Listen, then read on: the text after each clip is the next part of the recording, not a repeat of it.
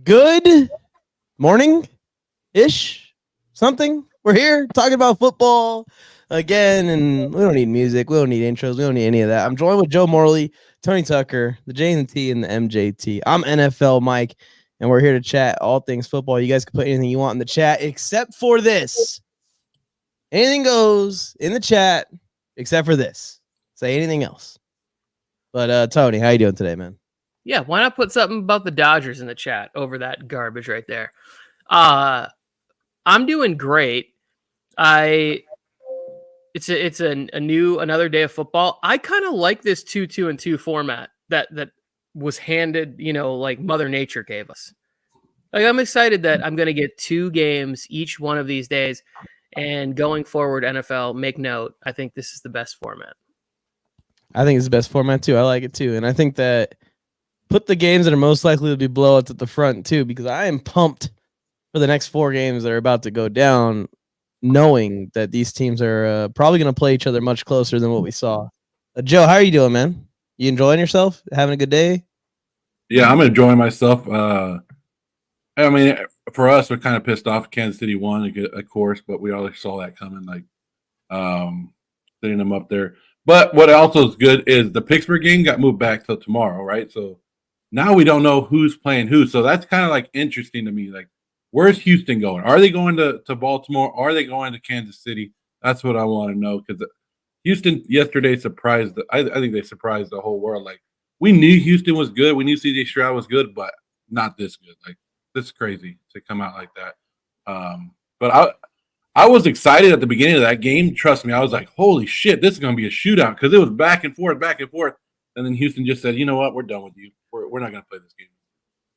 I don't mean to toot my own horn, but if you follow NFLmike on TikTok, Instagram, and all other platforms, you would have saw my picks where I said I don't think Cleveland's going to be able to keep up with them, even with the great defense. But well, look, I'm over the age of 17, so we don't follow. Okay, 40%. Demographic, age 25 to 35. All right, 40%. All right. Now, I don't know. I did get some stuff ready for you. So I don't know if you guys saw all this, but this is why I sent you guys a clip yesterday of the Buffalo Stadium of why it was being delayed, right? The wind and all that stuff. But their Buffalo Bills are hiring people, I think it's $20 an hour or something like that, to come shovel their stadium, right? Come shovel the stadium. The only thing is you got to bring your own shovel. But this clip came out today of the Buffalo Bills fans at the stadium. Look at this. The music is kind of weird on it. I don't know why they put that on here, but here's the clip.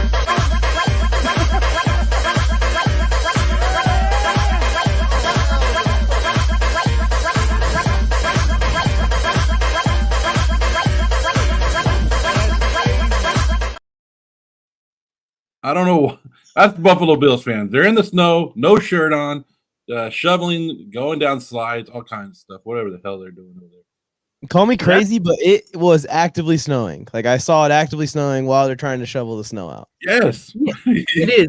It's like trying to bail water from a sinking ship. You're kind of like, well, there's nothing we can do. We're just replacing snow. Snowbanks all over the place. Yeah, I would be in line in a second to go shovel snow, to be part of then you could say you were part of a playoff victory. Like, what did you do? I went work for the team. I shoveled snow on, whatever it was, January 13th, Sunday or Monday, when the Bills won a playoff game. I'd be all for it. You would be you're technically a Bills employee if you're doing that, right? Yeah, exactly. You're collecting some money from the Bills, and then I would claim being part of a playoff win. Well, I think this is even bigger than just the Bills. Like, the NFL needs that stadium cleared out of the snow. So I would actually be negotiating for higher rates. Like, hey guys, you need us in this situation. You're even asking for us to bring our own fucking shovels? You're trying to establish a union? You're trying to unionize shovelers. Mike's out there picketing. He has the sticks and is like, no. Raise wages. It's actively snowing. But how are they going to pay you? Are they going to write you a check that says Buffalo Bills on there? Because that'd be cool. or if they're gonna pay me straight cash, homie. I'll take either one. Under the table. I don't want would this prefer tax. the check. That's like a goal of mine is to have a check from the Los Angeles Chargers at some point in my life that has like it on there, and then I'd get it framed, and I'd be like, I worked for the Chargers. I don't need this $40. I'm gonna put it up on my wall. But Yeah, even what if they gave you a ticket to the game to just come and shovel, like a good seat to the game? I'd do it for that. It wouldn't matter. What if they said show up to the game, you get in for free, and you just got to shovel the whole time? The whole game? Like go through the stands, like you're walking through the stands, and like, oh, there's a pile right there. Get rid of that one. You're just stadium staff at that point, Joe. Yeah. Zero's in the house. He says, "What or why the fuck does Taylor Swift get more screen time than the players? Shit's so annoying." Zero, let me tell you something. I texted Mike last night and Tony last night. I would have rather saw Taylor Swift have a concert last night than some of that game. I was bored as fuck. And Peacock.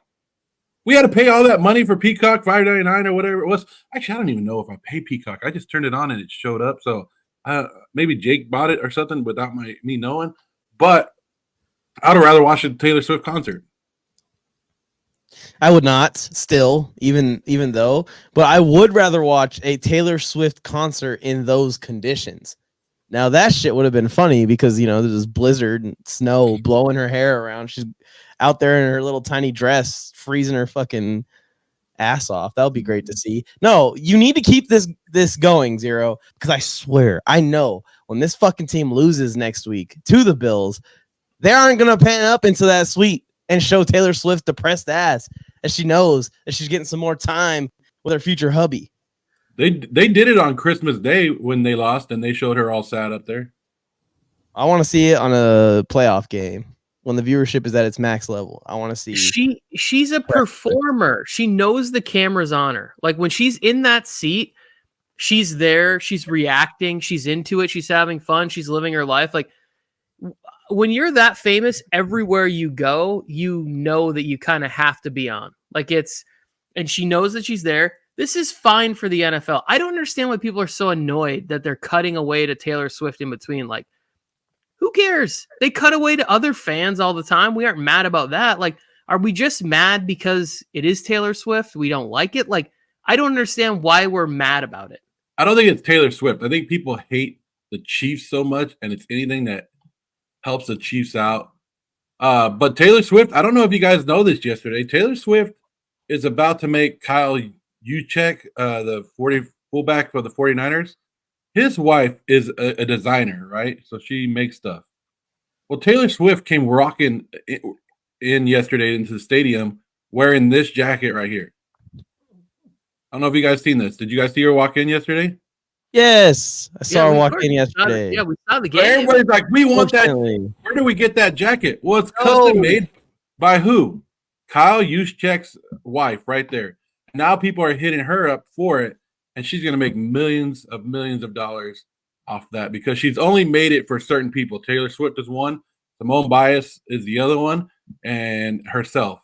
But there it is, custom jackets. So people are asking them for every single team. Can you imagine a number 10 Justin Herbert one for you guys? I mean, Tony would rock it. I would rather her help out a not already rich person's wife make a ton of money. So my brother is in the clothing, the fashion business or whatever. And one of the things that he does every year is he puts together baskets of stuff for celebrities and then has it just delivered to them because they go on social media with whatever. Oh, look at this thing, this shirt that I got, this jacket, this whatever. And they get so many sales off of giving stuff to famous people to go and get them free advertisement. Like it's the smartest thing to do. Like Kyle Juszczyk's wife is a marketing genius. Like it's my entire business plan, Tony.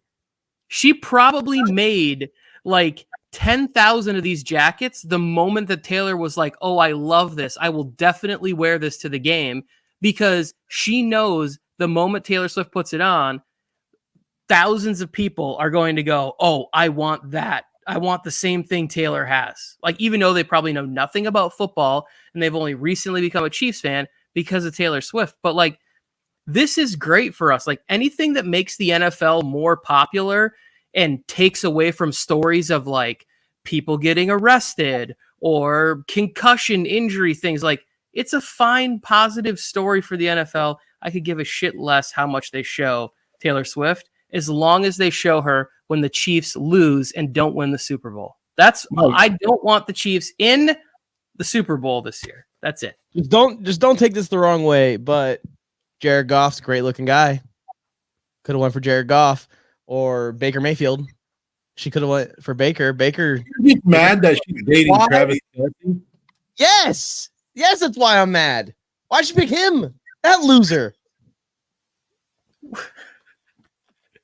Wait, you're mad? I can't. I don't even. There's so much stories out there. He's too much of a winner. So Mike picked 2 married men. Why didn't you pick Herbert? He was not married. Like, why didn't you at least pick a single quarterback? I didn't want any of that around me. I thought you about wanted Herbert. Taylor Swift to wreck a happy home. Like, you're a I wanted terrible, to terrible go away fan. from the Chargers, not come closer to the Chargers. Anyways, I got one more thing for you talk guys. about the actual fucking game. Let's talk about the game. Hold on. One more thing before we get to the actual game. I don't know if you guys saw this yesterday with Chris Rose. Chris Rose was talking about the Chiefs after the game, and this came up. The best defense that Patrick Mahomes has had, right? I mean, is it possible that they can ride the D? The defense? Okay. Listen. Whoops. Oh.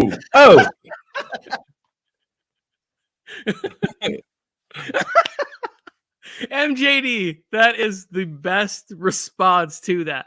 Because if I was on live national television and Chris Rose tossed me a question like that, I would be like, bro. He just straight like stopped and was like, excuse me? What did you just say? He should have been like, Chris, do you really want me to ask if Patrick Mahomes can ride the D? Like, is this the conversation we're about to have? Andy Reid and Patrick Mahomes riding D. Like, this is, please choose your words. And I know that Chris Rose had to know what he was saying. Like, that was perfect from MJD. That was a great response. I think like a lot of people have put this post up online. I think Bleacher Report put a thing like with Chris Rose all sad and like with the actual quote, like, man, like Chris, he's been taking it. He's been taking the D all day. Let's just say that. I want to go back to talking about Taylor Swift now. I don't know how you somehow can make me want to talk about Taylor Swift again. I mean, because I think it's funny because when I go to work, this is the kind of stuff. If you say something like this at work, oh yeah, we do the same reaction to you. We go, excuse me, what did you just say right there? Pause. Wait a second. Yeah, you might want to reword that. Como, rewind that. Say that again. Yeah, Zero's talking about how Kelce isn't allowed to date famous people because he got slammed. Speaking of getting slammed, did you see his quote on his podcast, Tony, where Kelce was asked, like, why didn't you chase the record? Why didn't you go for that 15 more yards and get to 1,000 yards? And he said because he didn't want to get body slammed again in week 18. So he knew that Derwin will be coming for heads. Derwin does not give a fuck that it's week 18. So that right there kind of gave when we haven't talked about that, but when Kelce was like 15 yards away from 1,000, he set out that game. That kind of gave me a little bit more respect for him. I know we're not supposed to respect the Chiefs players, but like everybody's out there to chase records, and he said, "You know what? This is a meaningless game that I'm going to sit out of, and I don't need that." Like I don't know. I kind of gave him a little bit of props. Joe, I'm with you. I am not in this boat that fans have to hate individuals on the teams, right? Like, I don't like the team. I don't like the Raiders, but I've said many times about how I have had respect for Derek Carr, the way he handled himself at the podium, right? Like, he was in a no-win situation and always kind of went up there and did things the way that you should be doing them. I think that the Kelce's podcast is very entertaining. So, like, I'll listen to it in the off season when there's nothing else going on. During the season, I don't have enough time. There's other stuff I'd rather be listening to. But, like, to sit out for any reason that benefits the team is what we would all want for our own players to do. Like, we would have all loved as Chargers fans for Mike Williams to not be playing in that game against Denver last year. Everyone said it multiple times. Like, this is one of those fragile teams. But Tony, talk about your great respect for Aaron Rodgers also while you're talking about respect for all the players that you don't hate. You can't pick one situation. And I also have said many hang on. I've also said many nice things about Aaron Rodgers, and I think that Aaron and I would actually have fun like hanging out and talking outside of football. But the fact of what, like, I blame him for them forcing Brett Favre out in Green Bay, that can never be fixed. So when it comes to football stuff, I'll talk shit. But you never hear me like hating on Aaron Rodgers for all of the crazy shit that he does outside, off the field. I think he's entertaining. I think Aaron Rodgers is kind of insane, and that's fun for me to watch. Well, I blame Peyton Manning, Travis Kelce, and Patrick Mahomes for ruining my middle childhood. I'll just say that. Let's talk about Tua. Tua froze in the game. Like, he froze. They got to a point where they stopped throwing the ball. They were just throwing screen passes over and over and over. He actually okay, because I thought it was my Wi-Fi connection. I was like, holy shit. Yo. He froze. The Dolphins were desperate. They needed to make something happen, and the elements were too much for them to overcome in that situation. And the way that Chiefs secondary and defense was literally bullying them, that game was over at halftime already, unfortunately, even though it was somewhat close at that point. Well, the opening drive, he allows Pacheco to make a statement. And this is something that for as long as anybody has known me or talks about football, like, Andy Reid always finds a way to get the run game going in the regular season. Like, it was almost like they were purposely trying to build confidence of wide receivers and kept throwing the football in games where they should have been running the football in the regular season to just try and get wins. They kept going back to the pass when it wasn't working in games. And in this game, they just came out and they said, we are just going to win this football game right away. And Pacheco's just running downhill and just smashing people in the face. And it happened throughout. Pacheco sits out the final couple of weeks because he's dealing with injury. So you get to have reps with LaMichael P. Ryan. Like, I wasn't even sure that this guy was still in the NFL. You know, like, you get to get more reps for CEH, who's auditioning for a job. He didn't get the 5th-year option picked up on his deal. So, like, they are going to run the football. And like Chris Rose said, what are they going to do, Joe? They're going to ride that D. They're going to ride the D. That's it. You got to ride it, Mike. Well, what does this mean for Tua, though? Is Tua going to get that big contract this offseason? Or are they like, hey, bro, we got to go win cold games in January. You can't shit yourself every single time.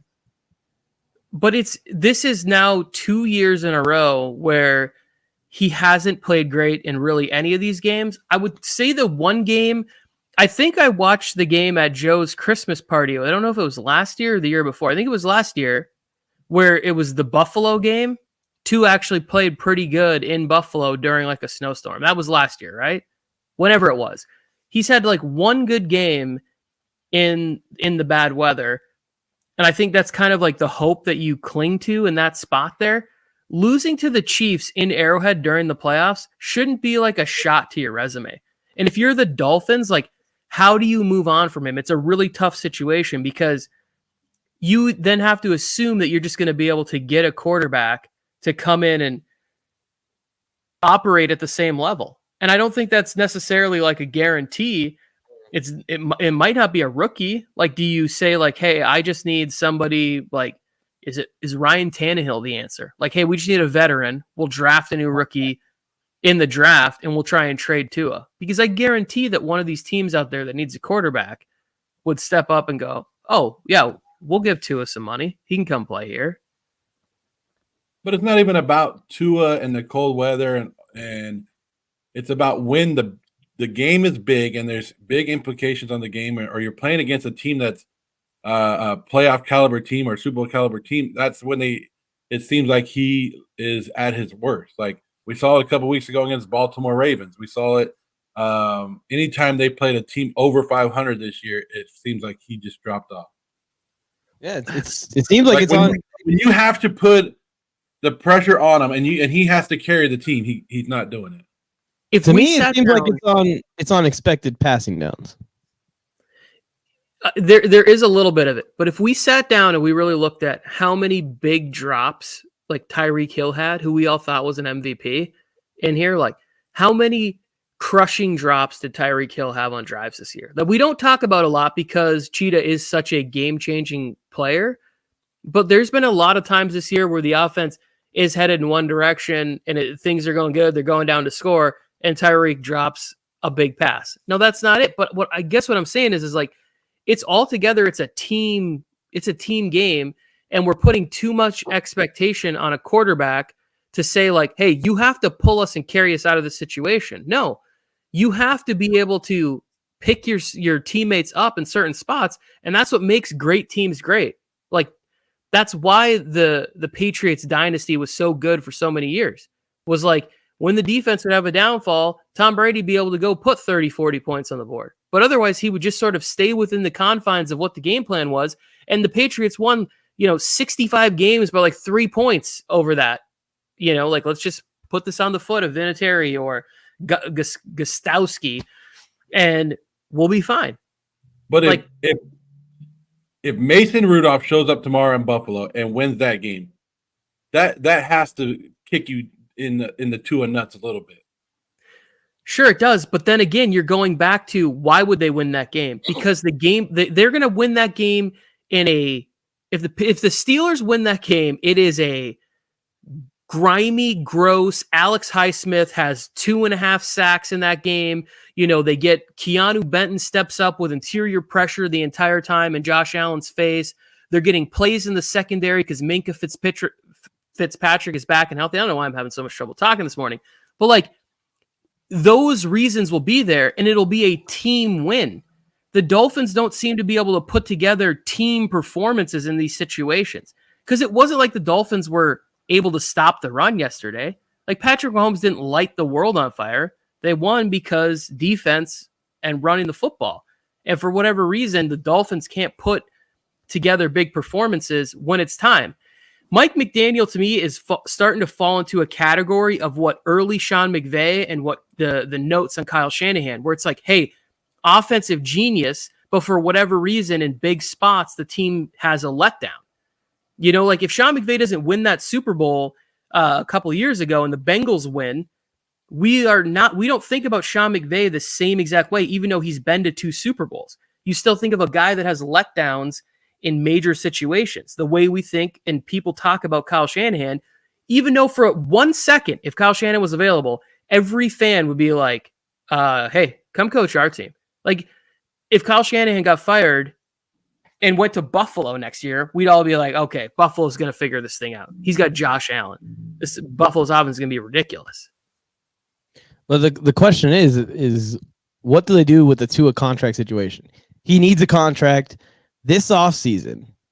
And fans of other teams' fan bases have freaked out when guys like Dak Prescott have gotten paid $40 million per year or $35 million per year, when Daniel Jones last offseason just got paid at $47 average per year. Tua put up about double the numbers that Daniel Jones did last season to get him a near $50 million contract. Like, what is Tua's agent saying right now? Yeah, we fucking shat the bed, but look at my boy's numbers. He needs $50 million a year. But how can they pay him $50 million a year and the receiver $30 million a year? I don't know how that's even going to work out if you're not, able to make any progress forward from that point. So, Mike, you and I have talked about this privately several times. I don't know if I've ever said on any of our shows, but if I was the ownership, the GM of the Dolphins, I would go to Tua and say, like, hey, we are not giving you Herbert, Burrow, Hurts money. We can't do that.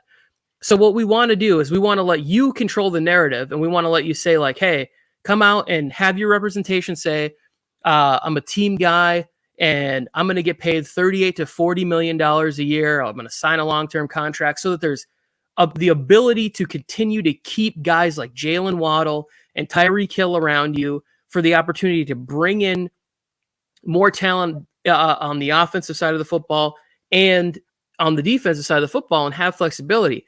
Because if you have to pay him that kind of money, it's the risk factor isn't necessarily with his ability as much as it is, this is one season of being healthy.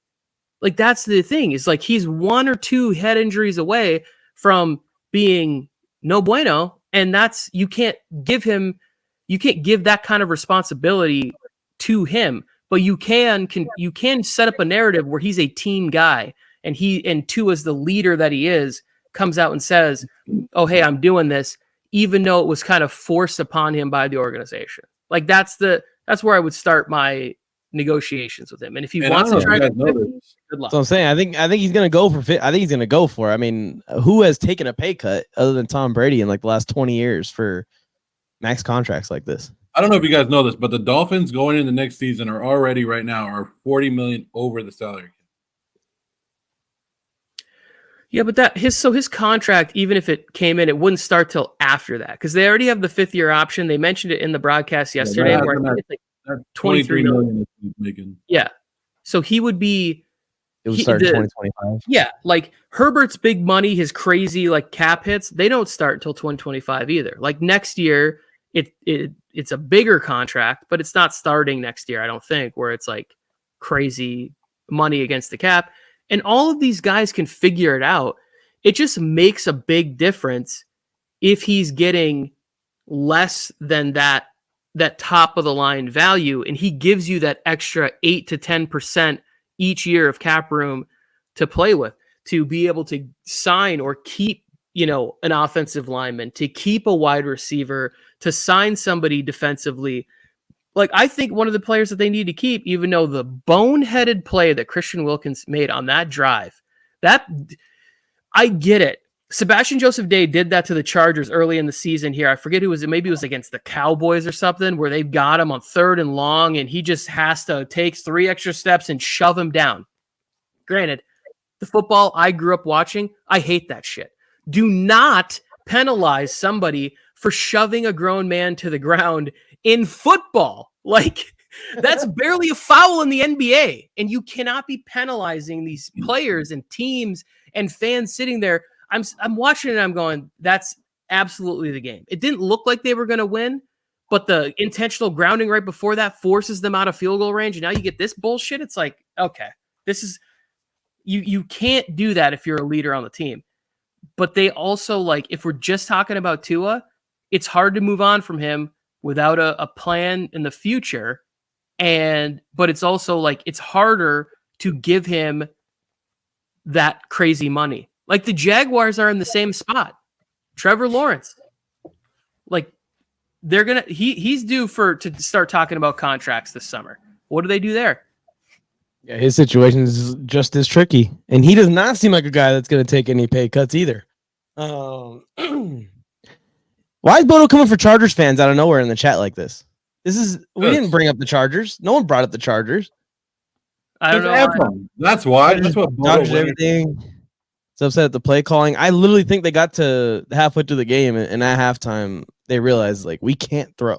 We can't get the ball down the field because of the weather. When you want to talk about play calling, you know who had a great play calling game yesterday? Bobby Slowick. Yeah. They were cooking, man.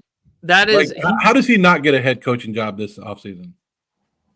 So that was one of those things where in the chat that we have for me, Mike, and David talk about strictly all Chargers things. That was one of the dark horse candidates before all of these other candidates started to filter out, where I was like, hey, if you could bring in Adam Peters from San Francisco, he's got a pass. Like, I think Bobby Slowick would be a candidate. And then if Robert Saleh would have been fired, and you keep finding ways to bring in, solid 49ers people in and start to create that organization. I think the same thing could happen with Washington. If you're Adam Peters got the job in Washington.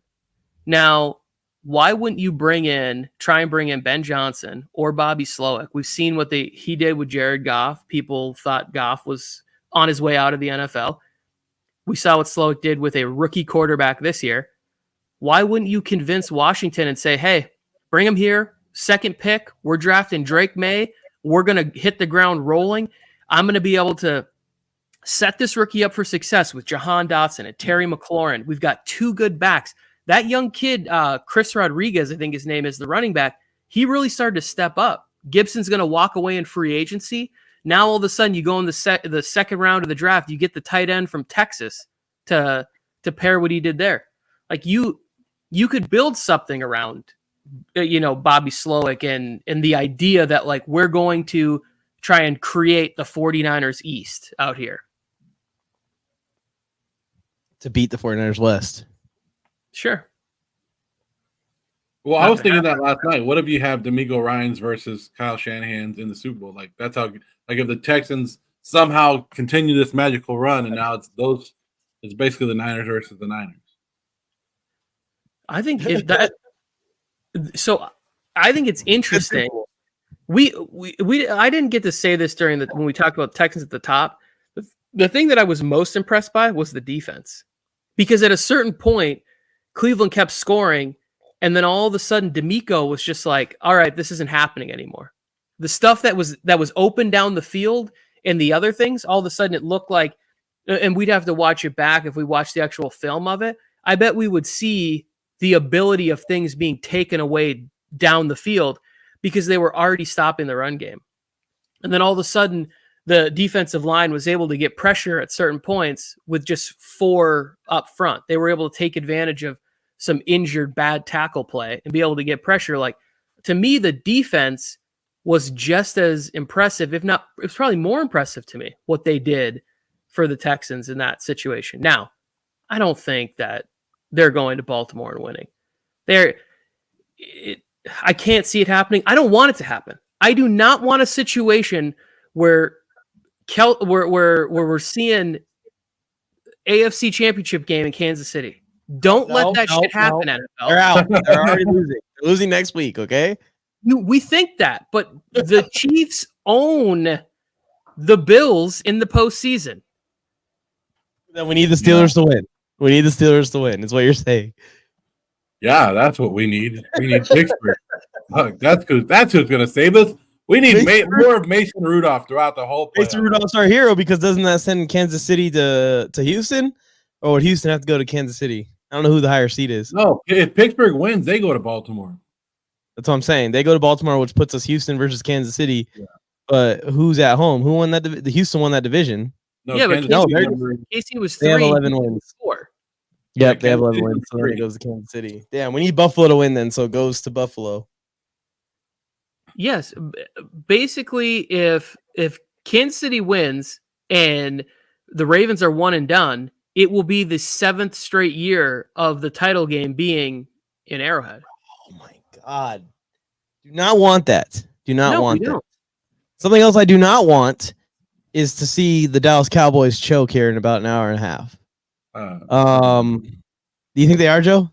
I think we're good. I don't think the Cowboys are going to choke this year. I think the Cowboys are going to win by 2 touchdowns, but if they don't, it will add to the most interesting offseason that we have had. Like, literally, I think Mike McCarthy would be fired before the end of the night. If they lose tonight, Mike McCarthy will be done, because there is a little bit of me that thinks that Belichick would go to the Cowboys and say, I'm going to be able to get the record easy, and I'm going to be able to compete.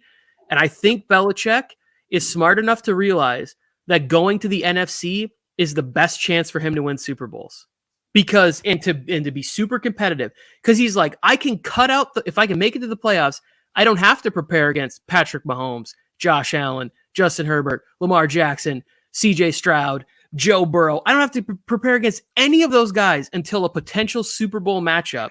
And who am I dealing with in the NFC? Jalen Hurts, Kirk Cousins, Dak Prescott. Like, in his mind, he has to be thinking, get to the NFC, get to the Falcons, get to the Cowboys, get to the Commanders. I know Bodo says they need a better name. Stop changing Washington's name. It's Commanders. It's it. I'm stuck with it. Commies, we're done. We're rolling with that for now. But he gets to one of those 3 teams in the NFC. It's a real shot. I thought the Commanders were a good landing spot for him, but they came out and said for whatever reason they're uninterested or whatever. But I think it's just rumors and stuff. Yeah, the Cowboys cannot lose tonight because not even just the Mike McCarthy thing. People don't realize, people aren't paying attention to the way Dak's contract was structured. This is a contract year for Dak Prescott. He needs a restructure and extension or some kind of new contract, new deal this offseason. And if they lose this game, what are you going to pay him? Are you going to re-up him for another max deal? Because I think his cap hit next year is set to be 70 mil. I don't think they're going in and letting him be a 70 mil cap hit next year. No way. Dak Prescott. Dak Prescott. That could be a quarterback situation in this league. You're not going to pay him $70 million. That could be a situation that gets ugly as well. No, I don't think 70 mil. The cap hit thing is, they don't give a fuck about paying him 70 million. They probably already paid him 70 million in one annual year before. All they care about is that cap hit is crazy. All of the money is going straight to the cap.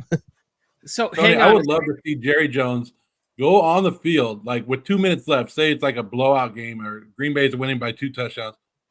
Jerry Jones just go down to the field, take the headset off of Mike McCarthy, put it on himself and say, get the fuck out of here. Get the fuck out. Coach, for the rest of the game.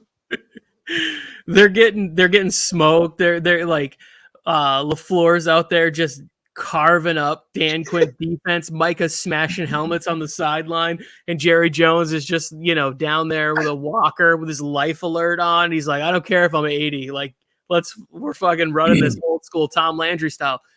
This comment here by Bodo where he says he won't fire him because he likes sort of an obedient coach. He fired Jason Garrett. So like Jason Garrett was the same person. Jerry Jones wants to create a winner again before his time is up on this planet. And if Mike McCarthy has 2 winnable home games right now coming up, if he can't get these 2 and at least get to an NFC championship game, I think Mike McCarthy is fired this week or next week without a win. But I think this one is a little bit tougher and a little bit tighter because it is the Packers coming here. It is sort of the unknown of how good is Jordan Love, like really heating up in this situation. And if he loses to the Packers after all of this, like if you go back and look at like Aaron Rodgers got the best of the Cowboys a few times back in the day. And now that he's here, it's like when McCarthy went back to Lambeau and they blew that big lead. I think it was last year. Remember there was like the reunion. It was like 2 teams reunite that whatever. And it was like the Packers were struggling. The Cowboys were thriving. And then Rodgers and them boys put it on them at the end of the game. And they end up losing that. If it happens, we will all be texting each other being like, fucking Jerry is about to fire the shit out of Mike McCarthy. So I disagree. I hope that the Cowboys win as well. And I picked Dallas right now. My picks are undefeated. I want to continue that going. But speaking of picks, I got like 10 minutes. What? I know. What's this? Well, Jerry Jones is not a bad GM. Look at the Cowboys roster over the last, decade? What's bad about the Cowboys? What did Jerry say last year or the year before? It's not the players. He has the greatest players in the world on the Dallas Cowboys. It's the coaching. But let's be serious for a second. Like, how many players have they really hit on in these drafts? Like, a ton of them. Offensive linemen. Look at the offensive linemen that they've continued to draft. They aren't signing these players in free agent. The DBs that they're hitting on with Diggs, Deron Bland looks like another home run. They've hit at linebacker. Micah Parsons. They're getting players later in the draft that are coming in too. Like, I think Jerry Jones is a very good GM. Like, I don't agree with that. Now, Bill Belichick, on the other hand, has had a decade of early round misses. Belichick's had more success with the undrafted and the late round guys. But I disagree. I disagree that Jerry Jones, I don't think he's a bad GM. I think he's a good GM. I would argue that all of his success. But a win today, boys. That's what SoFly is saying. I would argue that a large percentage of Bill Belichick's success is actually built upon one 6th round, 7th round / undrafted guy. But you don't really believe that.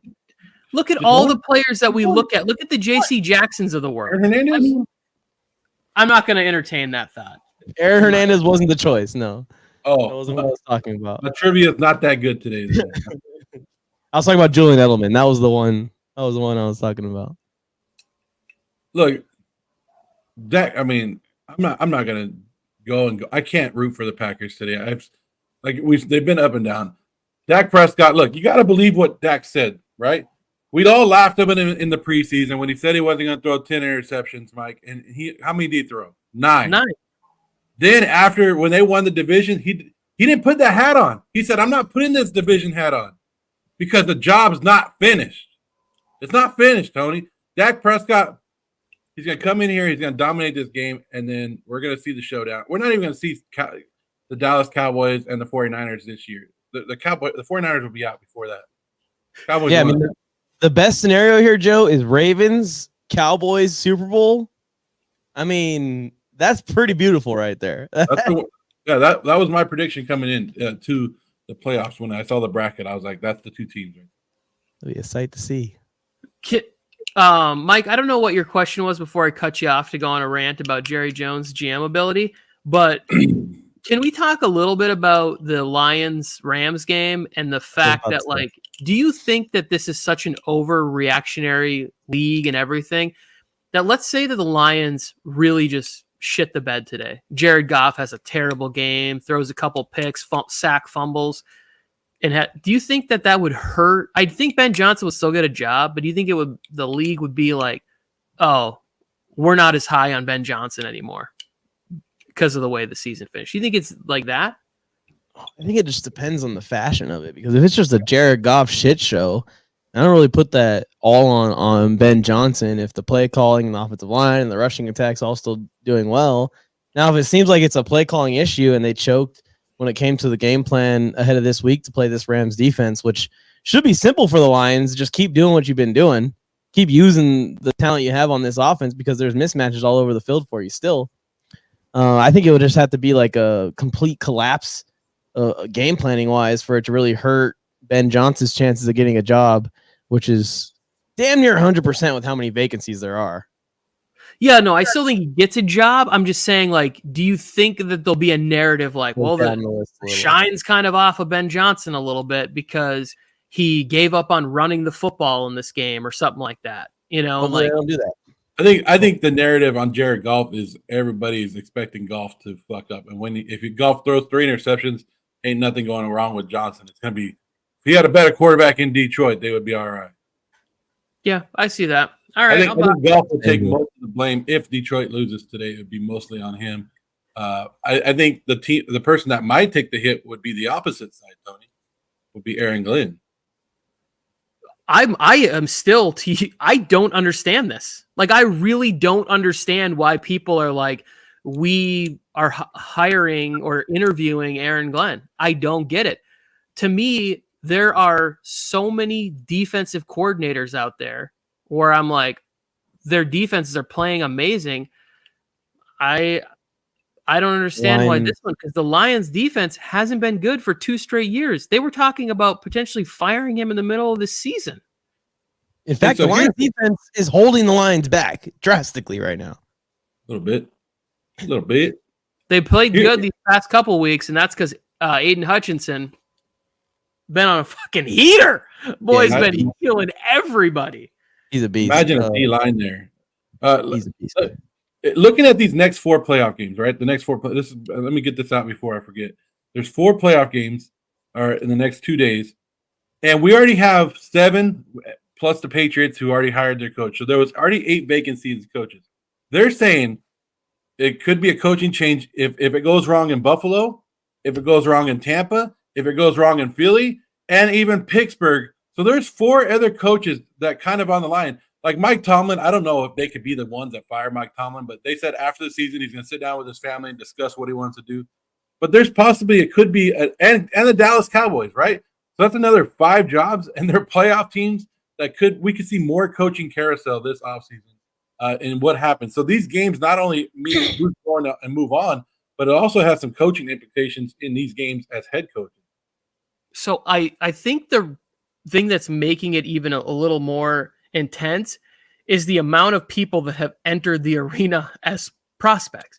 Because before it was just Harbaugh and Ben Johnson, like at the beginning, and Dan Quinn, and like names that were getting talked about 2-3 months ago have just gotten buried by Belichick, by Pete Carroll, by Mike Vrabel, by the idea that Mike Tomlin could be separating with the Steelers, that Sean McDermott, who, for whatever you want to say, he rebuilt a Buffalo Bills team that really hadn't been good since Jim Kelly and Thurman Thomas and Marv Levy. Like, those Buffalo Bills was the last time that they were really good. So he's a very good coach. If he's out there, if all of these guys are out there, the one guy two, I'll say the Sirianni and Bowles, they get fired. Like, I don't think anybody's like trying to reach out and hire those guys. But if I'm any team, I'm waiting for Mike Tomlin's decision. I'm sitting here going, like, I think, in my opinion, Mike Tomlin would jump over everybody that's out there right now. He'd be right there with Harbaugh for me. Yeah. No questions asked. You guys know. If Mike Tomlin asked me to play football, I'd go out there, I'd play one play, and I'd end up being crippled. But I'd do it. I'd do it. I'd do it for him. It's like there's something in the wind right now. It's just blowing around the wind, blowing around the league. I don't know what it is. I don't know if people are seeing opportunity, but it seems like we're getting a giant shakeup this offseason. A giant one. This is Ron Mines asked me this on his show about Nick Saban, and I was like, if I was the Chargers, I'd inquire about Nick Saban. I'd inquire about anybody, if I'm the Chargers, who has built a winning, established area and program. That's exactly what I would be looking for on the Chargers. I'm not looking for any first timers. I'm looking for somebody that has had sustained success somewhere, and Nick Saban has definitely been that guy. So yes, I think Nick Saban. People should be poking around and saying, hey, you want to try another shot at the NFL? Like, come here. We'll get you a good GM. We'll get things rolling. Fuck all those coaches, Tony. I want the next industry plant. They didn't plant this guy for no reason. Mike McDonald got planted as the defense coordinator. The Baltimore Ravens become the next superstar head coach in this league. Look, the Chargers already have fake fans, AI fans. Why can't you just have an AI coach? Make your own damn coach. A plant at coach is what I'm saying. Hey, okay, one last thing, too. I know Mike has to run pretty soon. Watching the Texans game yesterday kind of pissed me off. And I don't know if you guys know this. And maybe this is the secret. Maybe DeMeco Ryans and that Houston Texans defense found something. Where if you hit the wide receivers every play and you basically do a pass interference every play, they're not going to call them all. They're not going to call them all, right? The referees aren't going to throw the flag every damn play. So you might as well do it. Like, I was watching that game, and like you saw it, Tony. There was a couple games, like that big non-call on Amari Cooper or on Njoku early in the game when the game was close. That was a big turning point in the game. Like that was a big non-call on that, and it was blatant pass interference. And you saw it throughout the game. I even text you guys. I go, are they even going to throw one flag on these defensive backs for the Texans? And the Texans went out there and whooped their ass. There's no change in the game. But it was like, to me, I was thinking in that game, I was like, that's a great game plan, because if you keep hitting these guys, they're not going to call it every damn time. They might call it once or twice. Okay, we got it. But if you're popping these guys in the mouth, now the receivers don't want to go catch the ball anyways because they're getting hit every damn play. Like, that's a great game plan. Well, in my mind, the NFL is already it's almost fact in my mind that the NFL, in some way, shape, or form, is in the refs' ears, because even like the Miami Chiefs game last night with Miami down in a game that they're trying to make closer, it felt like Miami could literally tackle the wide receivers and not get a call. And there was a play where Jalen Ramsey tackled a wide receiver and didn't get called. So I don't remember what year they established sort of the real the contact within 5 yards, right? The being allowed to play the press man and the stuff at the line. But the Legion to Boom nailed it, where it's like, if you come out and you establish your aggressiveness at the beginning of the game and how aggressive you're going to be, you can find out where the line is. You can take a couple of penalties early in the game, and if they're not calling it, then they're likely not going to call it the bigger, the longer the game goes, and you're going to be able to do it. Because that's the thing with like some of these coaches. And the problem that I would have with Staley all the time was, why are you playing these guys 12 yards off the ball so early in the game? Why are we playing these weird, let them take it zone coverage defenses? And if you look at what Fangio did in that game last night, It was just like rewatching the first half of the Chargers and Chiefs game where he's like, hey, we're just going to let them have stuff over the middle. Like, and then at some point he's like, oh, now we're just blitzing them up the center. Well, now we're just getting easy shit over the middle. Like, this is Patrick Mahomes going, he's walking up there seeing 6 guys at the line. He's not even, he'll just say, Pacheco, stay here. You can hear him on the mic. Pacheco. He's like, stay here. We're good. Hike. Completion over the middle. Because it's fucking easy to see. And he's one of the best to ever do it. Like, what are we doing? Well, in the NFL, go ahead, man. I was saying the NFL had a big problem a couple weeks ago with the Lions and the Cowboy game, right? The referees were the big. That was some of our best work, some of our best videos that we've had come out.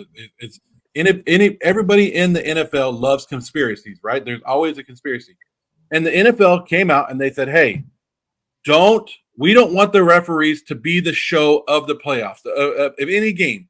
And so I think the referees' hands are tied in these games. It's like when you tell Tony, I don't want you doing this. I want you to calm down a little bit. You're going to do it, and now you're going to feel like, okay, I can't throw this flag because I don't want to be the controversy of the game.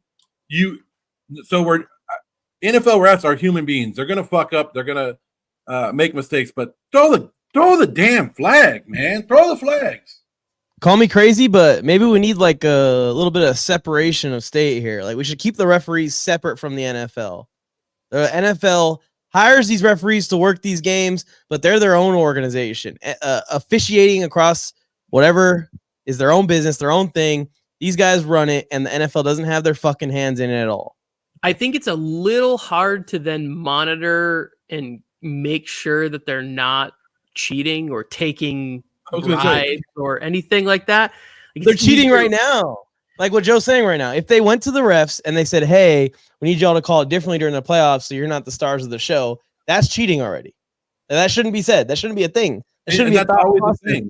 The refs should not be getting briefs from Goodell on how games should be called. They should be called the same as they were called in 2005 and in 1995. They should be called the same based off of the rule book. What do we always say in the postseason? Oh, they let them play in the postseason. We're letting them play a little bit. That's stupid. But they always do that on the biggest stages because they know that's when the most eyeballs are there. They do that except in for last year's Super Bowl. Except for they shouldn't do that though. They should just let the refs call the game and just let the game be the game. It doesn't need any special style of calling different from the other games. Like a couple years ago, we didn't know what a fucking catch was. There was a point where we're like, "What the hell is a catch?" This is the season where I'm like, I don't even know what pass interference is.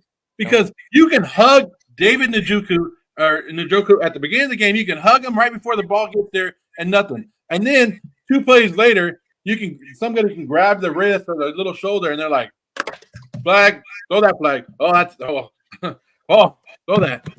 There's always going to be complaining about officiating. It will never stop. No, it won't. I'll do it again. I think put it in the booth. Put it in the booth. I think also, especially with some late flags lately that I've seen that have been really suspicious, that right after a play happens, there's someone with the NFL that has connection to the refs, and this is a complete conspiracy. There's someone in the NFL that is quickly watching these replays, like immediately right after, and seeing a penalty and saying, now drop the flag. And I promise, when they show the replay on the broadcast, you'll be justified. There is some of that. There is some of the, like, there's extreme delays in some of the calls, and then you're like, wait, why are they throwing a flag on that? I mean, somebody's telling them, hey, we should flag this or whatever. There is minimal chance that they would go to an NBA style model where they're going to allow these coaches like one penalty challenge a game.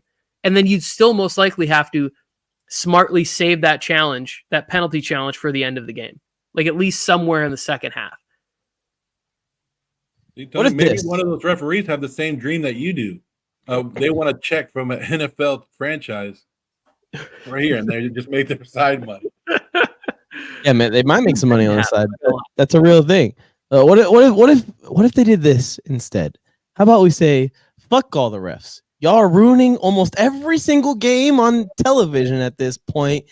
we're just going to call these games and watch the replay right after the play is over, and you'll get a notification in the stadium. Is that play good or is it not good? Is there a flag or is there not a flag? Hey, at the park, when we're playing park football, we don't have referees out there, and we call our own flags. So let's just do that. Well, Which means there's no flag. Hey, that's not interference. Do it over again. There was no penalties in my park football games. Not any. Go for it. But what if they did that? Where it's like the play just happened, and then there's just someone watching the replay and goes, clean play. Boom. Next play can start now. Well, I wouldn't even mind that if they like hit the but like you said, if they called down there and said, hey, there was a flag on that field, on that play, redo it. I wouldn't even mind that. As long as we got it right or close to being right, I'm okay with it. It has to be the same thing as we see on the broadcast already. Like when a ref throws a flag, there's like a little thing in the corner that goes flag. Boom. The notification. Just like when they challenge a play and they go, okay, well, they can't call the penalty on there. But if they're challenging a play and they see a penalty, why not be able to call it? There was a weird scenario last night too. Challenge this play, but not only can you get the first down, but there could be a pass interference on offense that kicks you guys back again. Damn. There's no perfect way to do this. The thing that makes everybody so nuts is that we can see this from every angle. Like they have cameras on the colons of the players. Like we can literally see everything. And that's what's driving fans nuts, because the more coverage we get, the more fans become irate about all this stuff. They always say that cliche saying, you could throw a penalty on every single play of the game or whatever it is. So now you want to bring this to an overhead view. Sometimes they let pass interference go on a side or a holding in the secondary go if the quarterback never looks to that person in the progression. If they come back out and they go 1-2, right, on the left side, and they never get over here and there's a hold, the refs won't call that. But if they were going to start calling that when the quarterback never even looked to that side of the field, we're not going to be able to watch football. We're not going to be able to play. I'll tell you what'll happen. DBs will stop holding. That's what'll happen. Great, more offense. That's what we need. And I'm already paying $5 $5. Pay the referee to do something well. Well, the NFL is paying the referees as of today. That is a factual statement. I think that they're influencing the games until they do something different. Anything. This comes from a young man who just went to the WWE event in his local area or whatever. Well, at least I go to that knowing what I'm watching is scripted. This is a TV show. You should be wearing that hat that you're wearing, knowing what you're watching is mildly scripted. Okay. Know it. Exactly. Well, that's bullshit to me because I played the game that wasn't the version of it that isn't scripted. All right. Let's finish on this last note. I got one last thing for you guys. You guys were watching the game last night. I don't know if this is a good look for the NFL or a bad look, but how cold it was for this to happen. For this to happen to an NFL helmet that's supposed to be protecting your head, for it to crack why taking a hit in the cold weather. This is a good look for the NFL, bad look. But I mean, to me, it's like, goddamn, that's a big tough motherfucker taking a big hit right there and your helmet cracking. Like that's old school NFL. But with all the concussion talk and the new helmets and all this stuff, to have an NFL helmet break on the field, I don't know. Well, it's a bad look, Joe, because you just reminded me of them cheating again. You just reminded me of something I had forgotten about. Mahomes is supposed to come out for at least one play on that, and they let him go back out there and fix his helmet. I'm just saying. So that to me is the issue with officiating. That we can have an image that's that clear in 4K, 1080 to 1920p, whatever you guys are doing with your televisions. And look at how crystal clear this image is right here. We can see tears falling down the face of him. Like, this is so detailed right here. Like, this is insane to me that this is what we get to view. And then you guys are complaining like grossly about how we're going to overhaul officiating. And this is the kind of coverage we have. A zoomed in shot on a helmet shattering in real time. Well, this is just proof that we shouldn't have any more games, especially playoff games or important games with playoff implications, get ruined by referees.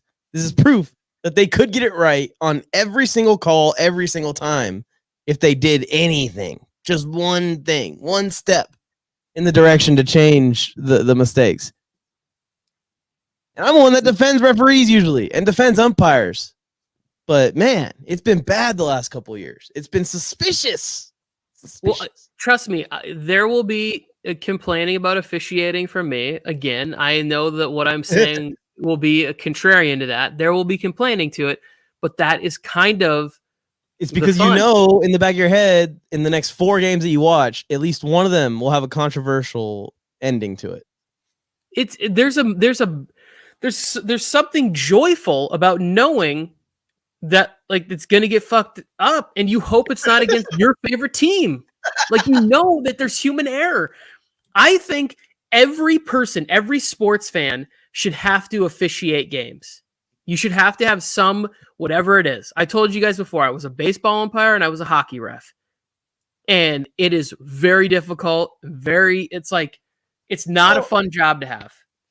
I was a ref for my park league that we were just talking about earlier. I did great. I'm sure you didn't. I'm sure I could find people there who'd go like, Mike missed this. He allowed them to blitz when they were out of blitzes in our 2-hand touch flag football league or whatever. Somebody would have an issue with NFLmike calling their game. It would be there, and you'd be like, well, I didn't see it. I can't call it. Thing is I'm a little bit hypocritical, Tony, because I was also the commissioner of the league and the statistician. I handled all the Pro Bowl voting, all of it. So if you had any problems with my officiating, I'd fire you and kick you out of the league. There you go. Look at that. And there's no way that Mike is ever wrong. Mike is 100% correct every single time. I got it. I've talked to Rose. 2-0 in my playoff picks. 2-0 in my playoff picks. Just saying. Mike, how would you have called this play right here?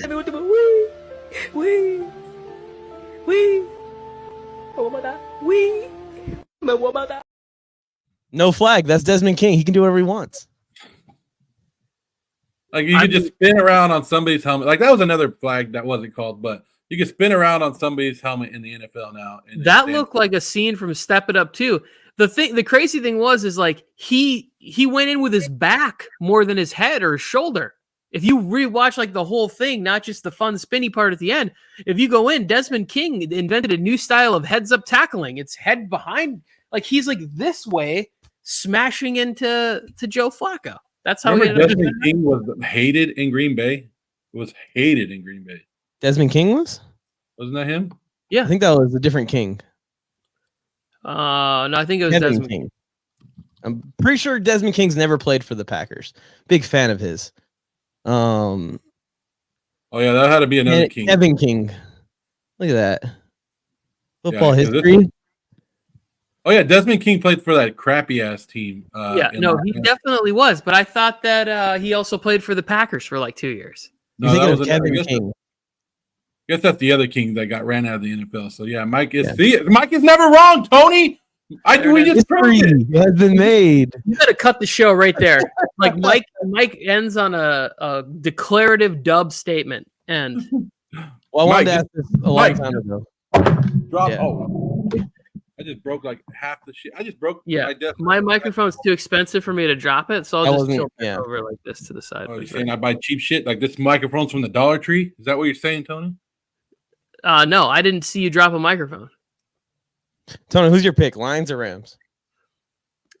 I picked the Lions, but because I want the Lions to win. Joe? I got the Rams too. You're going to be on the wrong side of history again here, Tony. I just can't. I can't. Tony, I don't know if you saw it. I get it. I have the Rams winning today, going to San Francisco and knocking off the 49ers next week. I would be for that too. I told you guys, grandfather's 93. He's watching this. He deserves this. He's earned it. I want him to watch a playoff victory. Oh, but my ass can root for the Raiders every year, and you say, good for you, motherfucker. Watch them lose. I don't have any old Raiders fans in my life. I'm old. You're younger than me. The Lions already won their Super Bowl a couple years ago, Tony. That was good enough. Thank you, Bodo. Look at this. You creeps. I stopped paying attention to Bodo when he took the shot. I'm not hating on Tony's grandfather. I'm just saying Tony's grandfather has been watching the Lions lose for 93 years. And what's another loss that he gets to watch? Nothing major. They just won the Super Bowl 2 years ago. What is everyone complaining about? I'm just saying. Like, would it upset him that he saw another team? Like, it would probably be more upsetting that they're winning now. Like, I could have had this my whole life, and now you finally do it. So Joe- I'm going to end this with a quick story, and then because you guys have to go, right? So I my had to go, grandfather a while ago. was old, and when he got a computer and the internet and a printer, he used to send me. He'd print out memes or like what they were, like jokes from the internet. He sent me the first one he ever sent me in an envelope. He mailed it to me in California, and it was a Lions fan, and he had a briefcase, and he was stepping over trash on the ground, and it was the rest of the teams in the NFC. All of those teams had either won the division or been to the Super Bowl, but he didn't give a shit that joke was totally nonsensical. It was a Lions fan stepping over trash that was the Vikings, Packers, and Bears, and he printed it and put it on his wall in his office. And then he mailed me a copy of it and was like, "Hey, this is for you." And I was like, "You just wasted paper. What am I supposed to do with this?" Just You're like, email sorry. me. You're like, sorry, Grandpa, I'm a Packers fan. Exactly. He didn't have email. So he would print the jokes out that he would find that he thinks that I thought were funny, and he would mail them to me in California. Oh man. That's All right, let's get out of here. I don't know if Mike ever got to experience that, Tony. Like, Mike's too young to ever experience that. But that's what, like, the old school, when the internet first came out, that's how you don't send links like we do now. You sent you printed it out and you posted it on the wall so everybody could read it. And yeah, that's the old school how to look at memes, Mike. Yeah, that's extremely inefficient, and I'm glad we live in a world now where I can just send it to you. This joke was so funny, I had to waste $20 worth of ink to send it to Tony. Yes, exactly. And it'd be like, it was just the shittiest printers ever. Let's get out of here. The paper would come out soaked in ink, Mike, because that joke, it was worth it. Love it. Great show. This was fun. Yeah, enjoyed it.